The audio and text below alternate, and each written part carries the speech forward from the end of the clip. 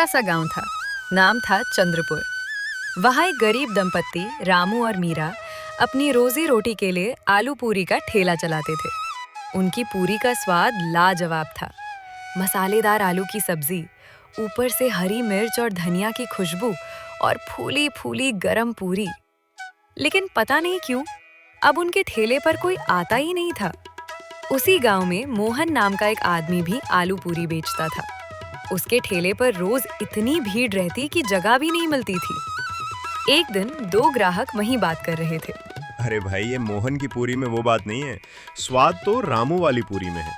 पर जाने क्यों पैर खुद ब खुद मोहन के ठेले की ओर खींच जाते हैं। सही कहा रे। पहले तो रोज रामू की पूरी ही खाते थे। उसकी आलू की सब्जी में जो तीखापन था वो तो मजा दे देता था। अब तो मन ही नहीं करता उसके ठेले पे जाने का। उधर रामू अपने ठेले के पास अकेला खड़ा चुपचाप सब सुन रहा था। वो मन ही मन बोला, पहले तो मेरे ठेले पर भी भीड़ लगती थी, अब सब मोहन के पास क्यों जा रहे हैं? क्या उसने कोई जादू कर दिया है क्या? उस रात मोहन ने अपना ठेला जल्दी समेटा। सारे आलू पूरी बेच चुका था। घर पहुंचते ही उसकी पत्नी सजन बोली, जी, आज तो अमावस्या की रात है, याद है ना? हाँ याद है। तुमने तैयारी कर ली? जी, पूरे 13 किलो चिकन पका लिया है। पर बताओ ना, हर बार 13 किलो ही क्यों? 10 या 20 क्यों नहीं? अरे भगवान, मैंने उसे 13 तारीख को ही नींद से जगाया था। अब उसे हर अमावस्या को 13 किलो चिकन चाहिए। अगर नहीं दिया तो हमें ही खा जाएगा। क्या? आपने उसे जगाया क्यों? मोहन धीरे से बोला, पगली, उसी की वजह से तो हमारी पूरी बिकती है, वरना हम भी रामू की तरह बैठे रहते। उसके कारण ही हमारे अच्छे दिन आए हैं। उसका शुक्र मानो। दोनों कुछ देर खामोश रहे। बाहर हवा में अजीब सी सहरन थी। फिर मोहन बोला, चलो अब सो जाओ, मैं जाकर उसको चिकन खिलाकर आता हूँ।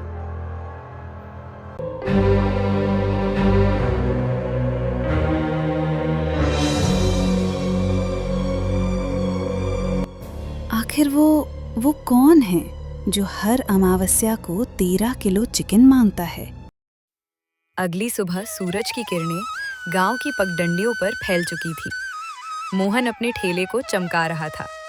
तेल गर्म हो चुका था और पूरी तलने की खुशबू पूरे चौराहे में फैल रही थी। उसके चेहरे पर वही आत्मविश्वास था, आज फिर भीड़ लगेगी। उधर रामू अपने ठेले पर उदास बैठा था। बर्तन सजे थे, आलू की सब्जी तैयार थी, पर ग्राहक कोई नहीं। वो मन में बोला, कभी मेरे ठेले पर भी भीड़ रहती थी, अब तो जैसे गांव वालों को मेरा चेहरा भी नहीं दिखता। तभी गांव में शहर से आए एक दंपत्ति दाखिल हुए, राकेश और नेहा। उन्होंने एक गांव वाले को रोका। भाई साहब, हम नए आए हैं इस गांव में, नाश्ता करना है, बताइए कहाँ मिलेगा अच्छा? सबसे बढ़िया नाश्ता तो मोहन के ठेले पर मिलता है, यहीं पास में है। दोनों ने शुक्रिया कहा और चल पड़े।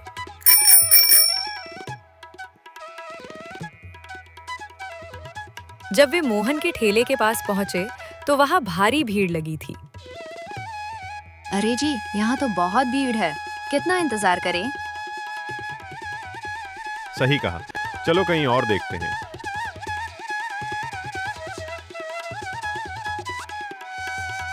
तभी नेहा की नजर पास में पड़े एक सुनसान ठेले पर पड़ी। देखो, उधर वो ठेला कितना साफ है और खुशबू भी कितनी अच्छी आ रही है। हाँ चलो वहीं चलते हैं। दोनों रामू के ठेले पर पहुंचे। रामू ने उन्हें देखकर मुस्कुराते हुए कहा, आइए सर मैडम, गरम गरम आलू पूरी दूं। हाँ भाई, 2 प्लेट देना, पूरी एकदम फूली हुई होनी चाहिए। रामू ने स्नेह से 2 प्लेट परोसी। दोनों ने पूरी चखी। वाह, ये तो वाकई लाजवाब है।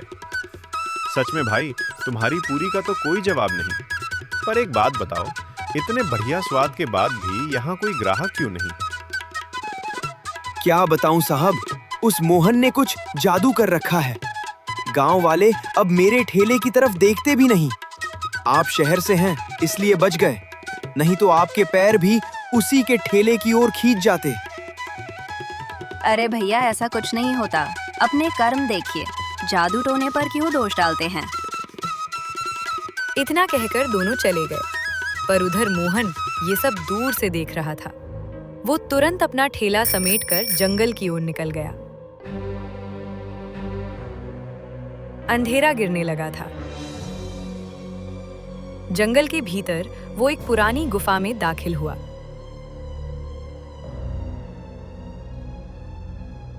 भीतर से कुछ मंत्रों की आवाज आई।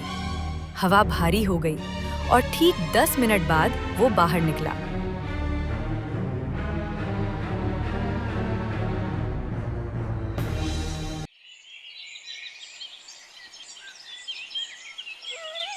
अगली सुबह वही शहर वाले फिर नाश्ते के लिए निकले।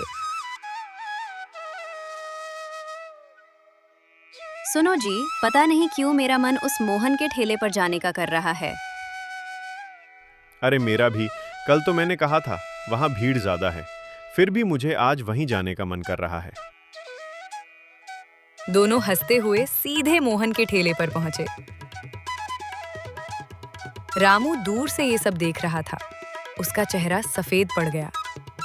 तो अब उन पर भी जादू चल गया। जब राकेश और नेहा नाश्ता करके लौट रहे थे, तो रास्ते में गांव के मुखिया मिल गए। कैसे हैं शहर वाले बाबू? कैसा लगा हमारा गांव? बहुत प्यारा गांव है मुखिया जी। बस एक अजीब बात है, कल हम रामू के ठेले पर गए थे, आज जाने क्यों हमारे पैर खुद ब खुद मोहन के ठेले की ओर खींच गए। कुछ तो अजीब है उस ठेले में। अरे नहीं बाबू, कुछ अजीब नहीं। मोहन के आलू पूरी का स्वाद ही ऐसा है कि लोग खुद खींच जाते हैं। पर राकेश और नेहा जब आगे बढ़े, तो दोनों के मन में एक ही सवाल गूंज रहा था। क्या सचमुच स्वाद खींचता है या फिर मोहन का कोई रहस्यमयी राज? शाम का समय था। रामू अपने घर में चूल्हे के पास बैठा था कि तभी दरवाजे पर दस्तक हुई।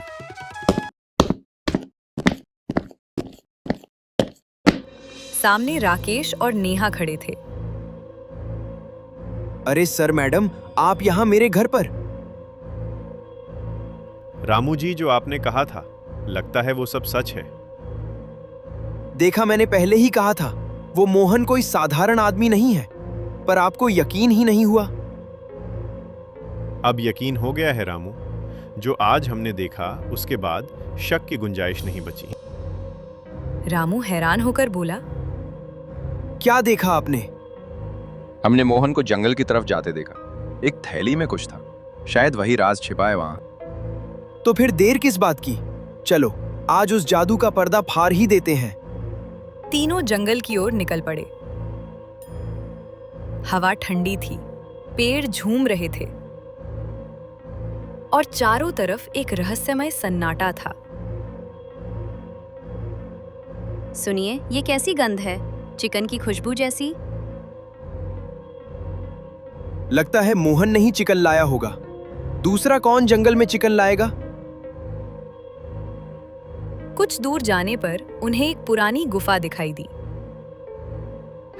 गुफा के भीतर से किसी के बड़बड़ाने की आवाज आ रही थी, जैसे कोई मंत्र पढ़ रहा हो।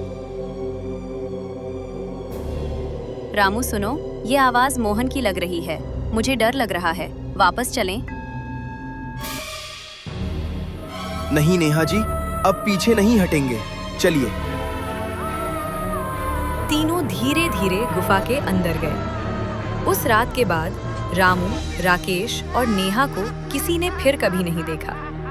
कहते हैं तीनों उसी गुफा में कैद हो गए और मोहन का राज ही रह गया। अगली सुबह मोहन ने हमेशा की तरह अपना ठेला लगाया, मुस्कुराते हुए पूरी तलने लगा। और इसी तरह खत्म हो गई कहानी एक लालची आलू पूरी वाले की।